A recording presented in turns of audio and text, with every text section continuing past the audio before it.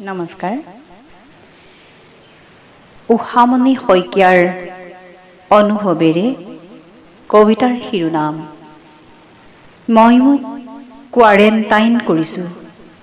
পাঠ কৰিছোঁ জোনালী ডেকাই। সম্প্ৰতি মই কোৱাৰেণ্টাইন কৰিছোঁ নিজকে। মোৰ প্ৰিয় সেউজ পৃথিৱীখন, মোৰ প্ৰিয়সকলৰ মংগলৰ বাবে স্বইচ্ছাৰে বন্দিত্বক আঁকোৱালি লৈছোঁ। কাৰণ মই কোভিড-19ত আক্ৰান্ত। মোৰ দেহৰ প্ৰতিটো কোষতে কিল বিলাই থকা কীটবোৰে মহাভোজৰ আয়োজন কৰিছে, যিওটো উলিয়াই নিয়াৰ অপেক্ষাত ক্ষণ গণিছে মৃত্যুদূতে। প্ৰচণ্ড যন্ত্ৰণাত স্তব্ধ হৈ পৰিছে মোৰ মগজুৰ কাৰ্যক্ষম শক্তি। ক্ৰমাৎ শুকাই গৈছে হাওঁফাওঁলৈ অম্লজান আগমনৰ পথ। কমাৰৰ ভাটিৰ দৰেই উত্তপ্ত হৈ পৰিছে মোৰ দেহ। সাৱধান, সাৱধান মোৰ আপোনজন, মোৰ হাঁচিত, মোৰ কাহত, মোৰ চাৱত, মোৰ স্পৰ্শত, আনকি মোৰ প্ৰেমতো সংক্ৰমিত হ'ব পাৰে আপুনি। তাৰেই শংকাত মোৰ ঘৰখন, মোৰ আই, মোৰ বুকুৰ আপোনজনক এৰি থৈ কোৱাৰেণ্টাইন কৰিছোঁ নিজক। আনকি মই কাৰোলৈ প্ৰত্যক্ষ দৃষ্টিও দিয়া নাই। মোৰ হৃদয়ৰ খবৰো ৰখা নাই, কাৰণ দুৰাৰোগ্য ৰোগৰ ৰোগী মই। মোৰ বিষাক্ত নিশ্বাসেৰে নিৰ্গত হোৱা ভাইৰাছে কুৰুকি নিঃশেষ কৰিব পাৰে আপোনাৰ মন, মগজু, হাওঁফাওঁ। আপুনি হেৰুৱাই পেলাব পাৰে আপুনি হৈ থকাৰ শক্তি, কৰ্মৰ প্ৰেৰণা, আত্মবিশ্বাস।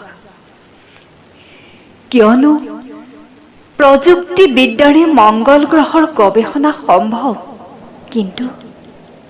কিন্তু এই ক্ষুদ্ৰ কীটাণুটোক নিয়ন্ত্ৰণৰ সূত্ৰ নাই বিশ্বৰ নামী দামী বিজ্ঞানীৰ কাষত। পিছে কেতিয়াও শংকিত নহ'ব, মোৰ দেহত কিল বিলাই থকা ভাইৰাছৰ পৰা আপুনি সুৰক্ষিত। বুকুৰ আপোনজনৰ উশাহক অৱৰুদ্ধ হ'বলৈ দিব নোৱাৰি। মই মোক আবদ্ধ কৰিছোঁ এন্ধাৰ অস্পৃশ্য কোঠৰীত। বিচ্ছিন্ন কৰিছোঁ নিজক ৰ'দ, বতাহ, ফুল, তৰা, গানৰ পৰা। পলে পলে ক্ষণ গণিছোঁ মাথো মৃত্যুৰ।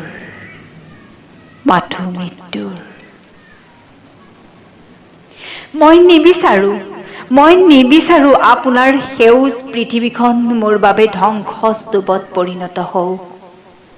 নালাগে মোক মোৰ স্থান, মোৰ নাম অথবা এখনি আসন হৃদয়ত। সম্প্ৰতি মই কোৱাৰেণ্টাইনত। আপোনাৰ অলক্ষিতে অভিসাৰী শব্দবোৰে বগুৱাবাই হেঁচি ধৰিব মোৰ বেঙুনীয়া কলিজাক। সলনি হ'ব সপোনৰ ৰং, বুকুৰ উষ্ণতা লয় হ'ব ওঠৰ স্বাদ।